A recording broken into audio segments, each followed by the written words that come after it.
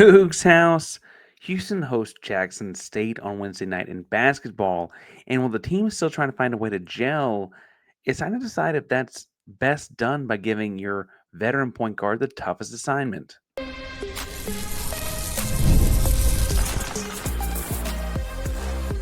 You are Locked On Cougs, your daily podcast on the Houston Cougars, part of the Locked On Podcast Network, your team every day. Welcome to Locked On Cougars, a bonus edition, a quick preview of Houston and Jackson State kind of edition of Locked On Cougars. I'm host Parker Ainsworth. And whether you're a hater or a fan or a hater just came to stop by, thank you for making Locked On Cougars your first and maybe also second listen of the day. And thank you for making Locked On Podcast Network the number one sports podcast network in the world. I'm looking at Houston and Jackson State tonight, and admittedly, this is not a game I'm super worried about, but it is a game I'm observing for Houston in today's show. That's brought to you by our buddies over at FanDuel. Best way to make all action more exciting.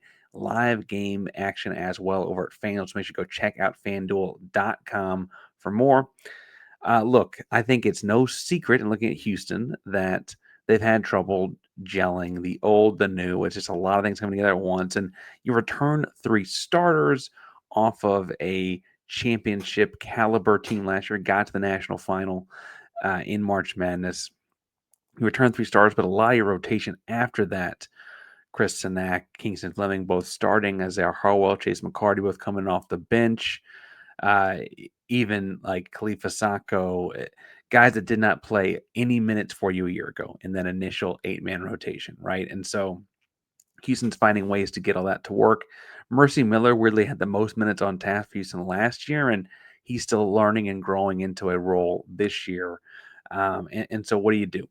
What Houston's going to try to do on Wednesday night is get Milos involved in the offense, get him involved in the game by also probably assigning him the toughest assignment on the day, and that's covering Daeshun Ruffin. Daeshun Ruffin is a 5'10 listed. I bet he's closer to 5'9 senior guard that is leading them in points per game. He's leading them in usage. He is all kinds of everything for the Jackson State Tigers. Now, I would point out that he is a very gifted, talented scorer in one-on-one situations, but they try to do all kinds of different things like double drags and pulling him off of screens and such like that. And if you're an everyday all-access member and have access to the film study stuff I've sent out, you've seen this. So sorry to repeat for those of you that do that, but if you want more on that, go to Locked On Cougs, lockedonCougs.supercast.com for more.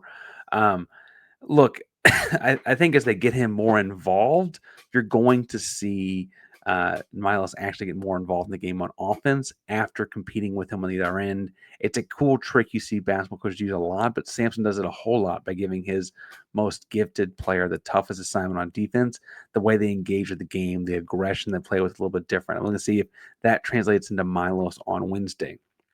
Now, look, Jackson State is a SWAC team with a preseason SWAC conference player of the year in Ruffin, but they are just 1-7 on KenPom. They are 316th. They play a very middle of the road pace. They're not some gigantic 3-point shooting team or anything like that. I do think one thing Houston can glean from this game, besides just that point guard matchup, though, is playing with stretch bigs. They're Dorian McMillan is 6'3", shoots from the outside. Jamie Mitchell, 6'5", shoots from the outside. And then Devin Reed does some play on the outside, too. He's listed at 6'9". These guys can get inside and outside and kind of covering all of that space, even if it's not quite the pace that like your top-tier Big 12 opponents will move at. I do think that's a thing for Houston to getting some work on. Now, Evo Wilson is much more of a traditional inside postman, but they run a lot of like more than a quarter of the time Devin Reed, that stretch four, will actually be playing their center position and will have multiple wings in there, like Kobe Butler, the 6'7" wing at the power forward kind of spot, right? And so you see all the different ways they can space out the floor at Jackson State and what they do to shoot the three ball. While it's not their most efficient shot and they're not a like 3 points dominant team in terms of scoring a lot from the outside, they do shoot almost 40% almost 40% of their shots come from behind that arc.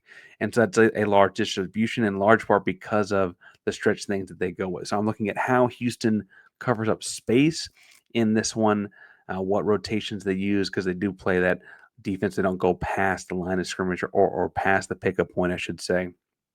And I'll also look at how does Houston cover up a dynamic scoring guard, a lead guard in so many ways. Ruffin does a lot of things really, really well for them in this one. I think Ruffin gets a Milos Uzan matchup. Dorian McMillan, I think, is where I would put Kingston Flemings, which could convince me to flip those two back and forth. Jamie Mitchell, I think, goes with Emmanuel Sharp. Mitchell's a little bit taller. Sharp is such a long defender. I think that's an actual pretty strong matchup. Devin Ree, stretch 4. Chris Cenac, stretch 4. Ebo Wilson, low post big. JoJo Tugler, low post big. Houston's depth is going to be interesting to see in this game because, look, this is not – I'm not going to sit here and overhype this as some like crazy challenge. The team is obviously not looking past this, but this is a game where a lot of people will score for Houston. It should be. They're favored by 39.5 points on FanDuel right now. How the bench guys, how the rotational guys get their baskets will be interesting to me, right? Like, does Chase McCarty come in and light it up from 3? Are they changing what his role is? What does Mercy Miller get in there and do? How does Isaiah Harwell look as he continues to loosen up and limber up? Does Khalifa Sacco offer offensive game outside of dunker spot kind of stuff at any point? Those are all things to keep an eye on. Now, while this is a fun game for fans on a Wednesday night and all of that, it should be a high-scoring affair for the Houston Cougars. This is an all-eyes-on Arkansas in 10 days kind of event, I think, for the fans. And Ruffin and Acuff, their point guard at Arkansas, a McDonald's All-American, kind of all-everything guy, are different players. Acuff's a little bit bigger, a little bit stronger, a little bit faster, and a lot younger as a true freshman. But they do weirdly do a lot of the same things, and this almost feels like a warm-up, tune-up for what are you going to do against a dynamic guard. Now, Arkansas's got more tools, more weapons, more options. So if you have any troubles with Ruffin, you kind of have to make sure you're stopping a lot of things really quickly over the next 10 days. And so keeping eyes on all of that is going to be really, really important. And whatever happens, we'll be here live after the game. So subscribe in the bell so you know when we go live at Locked on Coogs. And thank you for signing up for the everydayer all access stuff too. I enjoy breaking film down, sitting it out. Brings my day job and my night job closer together in that way. So that's been a fun part of this as well.